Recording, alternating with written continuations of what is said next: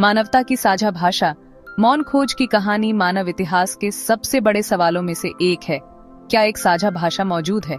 आज दुनिया भर में 7,000 से अधिक भाषाएं बोली जाती हैं, जो सैकड़ों भाषा परिवारों में बंटी हैं। पहली नजर में यह विविधता किसी साझा भाषा की संभावना को असंभव बना देती है, लेकिन भाषाविदों का मानना है कि यह सभी भाषाएं बहुत दूर के अतीत की प्रथम भाषा से निकली होंगी। इस खोई हुई भाषा को प्रोटो वर्ल्ड या मानव की पहली भाषा कहा जाता है। तो क्या सच में ऐसी कोई भाषा थी? और अगर थी, तो हम उस तक कैसे पहुंच सकते हैं? मानव ने पूरे इतिहास में उत्तर खोजने के लिए प्रयोग किए, परिकल्पनाएं विकसित की और आधुनिक वैज्ञानिक तरीकों का सहारा लिया। इस जिज्ञासा का सबसे पुराना उदाहरण प्राचीन मिस्र से मिलता है। फराओ पस्मेटिकस द्वितीय ने सोचा, अगर कोई बच्चा संवाद किए बिना बड़ा होगा, तो स्वाभाविक रूप से कौन सी भाषा बोलेगा? उसने 2 शिशुओं को चरवाहे की देखरेख में दिया और किसी को उनसे बात करने से मना किया। बड़े होने पर उनकी पहली ध्वनि बेकोस थी, जिसका अर्थ फिरिगियन भाषा में रोटी होता था। फराओ ने इसे प्रमाण मान लिया कि फिरिगियन मानवता के सबसे पुराने लोग हैं। लेकिन आज के नजरिए से यह प्रयोग अस्वीकृत है, क्योंकि यह वैज्ञानिक नहीं था और बच्चों द्वारा बोली गई आवाज का गलत इंटरप्रिटेशन हुआ था। फिर भी यह दर्शाता है कि साझा भाषा की खोज कितनी पुरानी है। मिस्री प्रयोग के बाद ऐसे कई प्रयास हुए। मध्यकाल में 13वीं सदी में पवित्र रोमन सम्राट फ्रेडरिक द्वितीय ने शिशुओं को उन पालनहारों के साथ रखा जिन्हें बोलने की अनुमति नहीं थी। उद्देश्य था देखना कि क्या बच्चे स्वाभाविक रूप से प्रथम भाषा बोलेंगे। परिणाम दुखद रहा। प्रेम और संवाद के अभाव में बच्चे जीवित नहीं रह पाए। स्कॉटलैंड के राजा जेम्स चतुर्थ के समय से भी ऐसी घटना हुई थी, जिसमें 2 बच्चों को अरबी बोलने वाले पालनहार को दिया गया और बड़े होने पर उन्होंने हिब्रू से मिलती जुलती भाषा बोली। लेकिन इतिहासकार कहते हैं कि पालक ने अनजाने में कुछ शब्द सिखा दिए होंगे। इन प्रयोगों से स्पष्ट होता है कि भाषा सिर्फ ध्वनियों का समूह नहीं, बल्कि सामाजिक संपर्क और स्नेह से विकसित होती है। साझा भाषा की खोज केवल जिज्ञासा नहीं, बल्कि मानव स्वभाव का मूल प्रश्न है। मध्यकाल में इस जिज्ञासा को धार्मिक अर्थ मिले।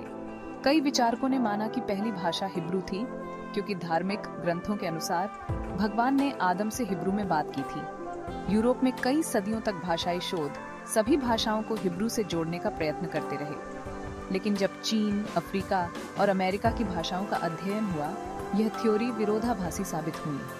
स्पष्ट है कि मानवता की साझा भाषा को समझने के लिए व्यापक दृष्टिकोण जरूरी है। 19वीं सदी में वैज्ञानिक विधियां नए उत्तर लाई। बोबाओ परिकल्पना के अनुसार भाषा प्रकृति की आवाजों की नकल से बनी, जैसे पक्षियों के लिए चिरुप चिरुप या कुत्तों के लिए वूफ वूफ। डिंगडोंग थ्योरी कहती है भाषा प्रकृति की आंतरिक तरंगों की अभिव्यक्ति है। यूं ही हो थ्योरी के अनुसार भाषा सहयोगी कार्य में बनती लयबद्ध आवाजों से उपजी। लाला थ्योरी कहती है भाषा गीत और भावनात्मक आवाजों से बनी। सब आंशिक उत्तर देते हैं, लेकिन कोई भी अकेले पूरी तरह स्पष्टीकरण नहीं करता। क्या आधुनिक विज्ञान इन सवालों का पक्का जवाब दे सकता है? आज भाषा की उत्पत्ति आनुवंशिकी, न्यूरोलॉजी और पुरातत्व के द्वारा खोजी जाती है। FOXP2 जीन भाषा क्षमता में अहम भूमिका निभाता है। इसमें परिवर्तन से बोलचाल और भाषा संबंधी विकार होते हैं। शिशुओं की भाषा ग्रहण करने की शोध से पता चलता है दुनिया के सभी बच्चे एक जैसे चरणों में आगे बढ़ते हैं। पहले ध्वनि, फिर अक्षर, शब्द और अंत में व्याकरण। यह सार्वभौमिकता मानव मस्तिष्क में साझा भाषा बुनियादी का संकेत देती है। साथ ही विभिन्न भाषाओं की वंशावली देखने पर पाया गया कि सभी कुछ प्रमुख परिवारों जैसे इंडो यूरोपियन, उर्लिक और अफ्रो एशियाई भाषाओं से निकली हैं। इससे हजारों साल पुरानी खोई हुई भाषा की संभावना मजबूत होती है। क्या सिर्फ इंसान ही संवाद कर सकते हैं? आधुनिक शोध जानवरों के संचार तंत्र की भी जांच करता है। भेल के गीत, पक्षियों की जटिल चहचहाहट, वानरों द्वारा सांकेतिक भाषा का प्रयोग। लेकिन कोई भी मानव भाषा की व्याकरण या अमूर्त स्तर तक नहीं पहुंचता।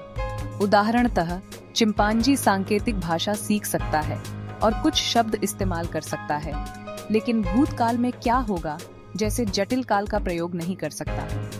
फर्क यह है कि भाषा सिर्फ आवाज नहीं, बल्कि मानव मन की अमूर्त विचार की क्षमता से जुड़ी है।